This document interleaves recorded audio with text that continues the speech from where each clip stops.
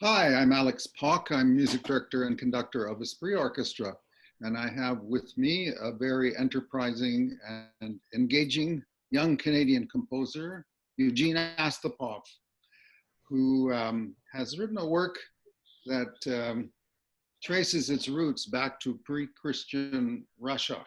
And Eugene, I wanted to ask you, how did you come upon this theme or topic? I mean, is it your background or particular studies that you did in this area, or did you have a longing and passion to get something out from something that's in your blood, kind of thing? Well, it's a bit of both, or all three, in a way. I've been interested in history, all kinds of history, first of all. And I wanted to write something that was meaningful and that relied on the roots where I come from. And also, it helped that I wrote a doctoral dissertation on the topic. And I've done some substantial research on the music of pre-Christian Russia. And that includes finding certain chants and songs, folk songs, that were potentially used by the people that lived at that point. And so I took one of the chants and incorporated it into the fabric of the composition. Uh-huh. And you've mentioned that there are kind of visual images, there are kind of descriptions of scenes or atmospheres or moods or whatever through the piece. So could you talk a little bit about, in this particular excerpt that we're referring to, what the progression is, what the imagery is, and I guess I'm also interested in how you develop the sonic flow to relate to imagery. Yeah, of course. My music is extremely um, pictorial in a way. I like to think of certain images that go on as the music progresses. And in this excerpt, which I selected, it is around the middle of the piece. Introductions have been made before, and the piece arrives into its center where the chant uh, is introduced. The chant is first played by the bassoon, and the bassoon has an earthy, very organic kind of quality to me. And I'm not the first composer to think that way. And Stravinsky used the same bassoon to open his Rite of Spring, which I guess my piece traces the same roots as Stravinsky, except it's on a much smaller scale.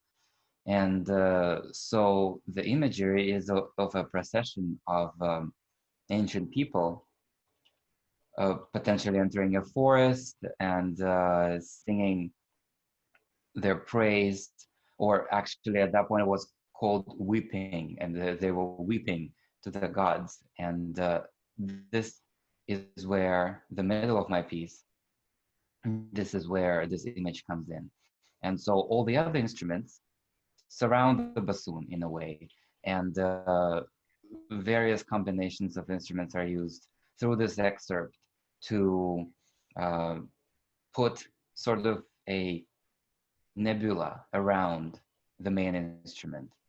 And so as the progression moves forward, other instruments take um,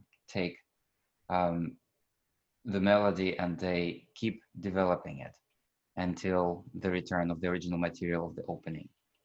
Mm-hmm. The first section of this segment um, is a kind of a slow-paced, um, moody or atmospheric. Uh, it has that nature, and it's very filmic in a way. I mean, I'm wondering, like, are you composing almost like a film composer when you're creating the space where this other kind of event is happening with with the procession? Well, it's a very interesting idea that you mentioned that, and I've thought about it before. And one of the composers that I admire said the same thing in music about music in general. That it's Osvaldo Golihov that said this, that in classical music, the music is the film. But when I compose, I think the imagery, at least the majority of imagery, comes later because in the process, I rely on orchestration first, and I try to select instruments and their combinations in a way which would sound, which would give the music color. And I think about the piece, the program of the piece first, but then details of the images come later after certain sections will be composed. So, for example, that first segment that I'm talking about, how would you choose the sonorities, the instruments to create that effect that you have? And just describe what you were portraying, first of all, before the bassoon comes in. It's a very clear section that does something. So Yeah. what was your intention? What were you portraying, really, if you put it on your filmic sense or description? Tell us what you were portraying, and then how you chose the sonorities and the instrumentations to achieve it. So in the section that precedes the chant in the bassoon, there are long notes that are combined with the various instruments. This sets up a sonic atmosphere to introduce the bassoon. And the way I composed that, or the idea behind it, was to establish a certain aerial quality to the music. It was there to give an image of peace or an image of static um, nature before the procession of the people comes in with their chant. And to be quite technical, the way it was composed is I was picking instruments and trying to combine certain sound qualities that would be unusual. So harmonics in the harp, for example, combined with low notes of the flute or other instruments, which together would create a sound quality that would sound almost unusual. I'm really happy that you were able to have the opportunity to conduct this performance. Yes. So as a conductor, conducting your own premiere, how did you feel as the rehearsals were progressing and as the performance progressed? Like, were you having a very strong sense that, oh yeah, I'm getting what I wanted out of this? Did you have that feeling? I did get what I wanted. And Esprit musicians are extremely responsive to what the composers want, and I feel that it's one of the few ensembles that really works towards satisfying the composer and trying to almost extract the idea from the composer's mind into their own playing, and I really appreciate that.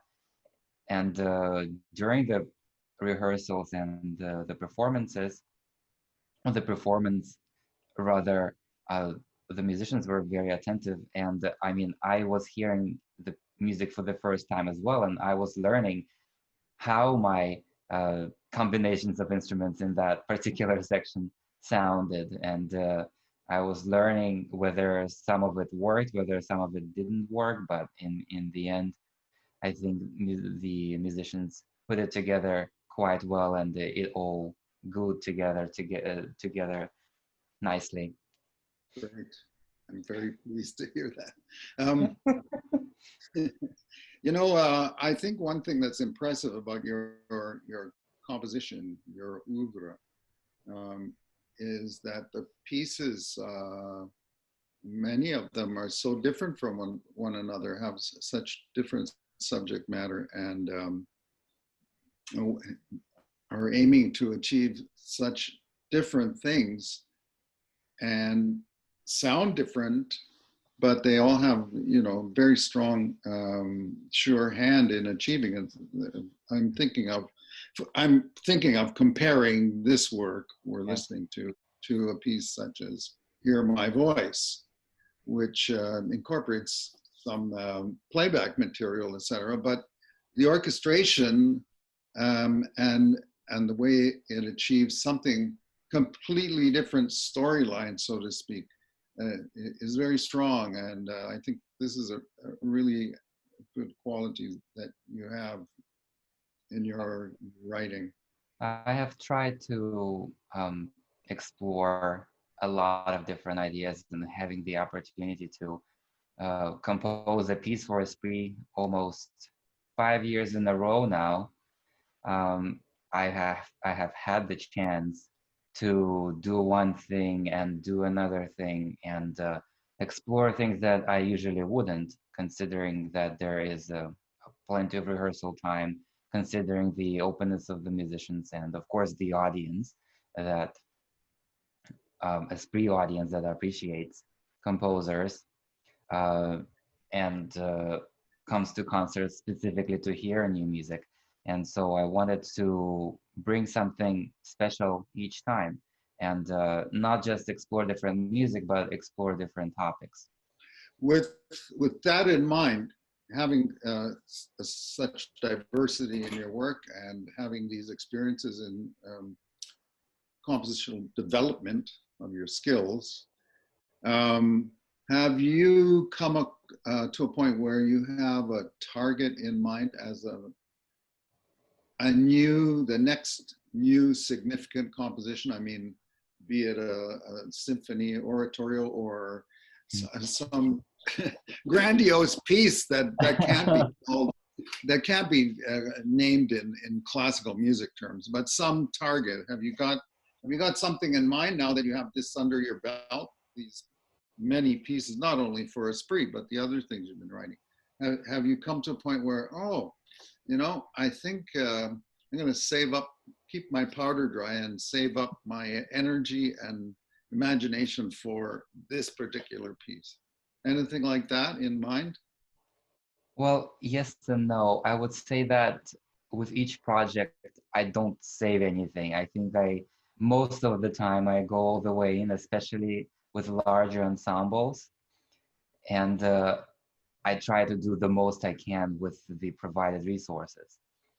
But just before quarantine started, I started working on a large orchestra piece for a commission that I had. That was supposed to happen in the summer. I'm not sure it's still happening. That's why I kind of stopped working on it, because of the uncertainty. But I'm going to try and resume my work on it. But that piece is almost 20 minutes for very large orchestra, and it explores, or it would explore, um, the depth of my mind in a way. And I don't think it's going to be a piece about history anymore, or other topics. I think it's just an intellectual work, or at least I think of it right now as it shapes up. Well, we're looking forward to hearing that. And with that, I will say thank you for being with us and giving us some insights into your piece. Thanks a lot, Eugene. Goodbye. Bye.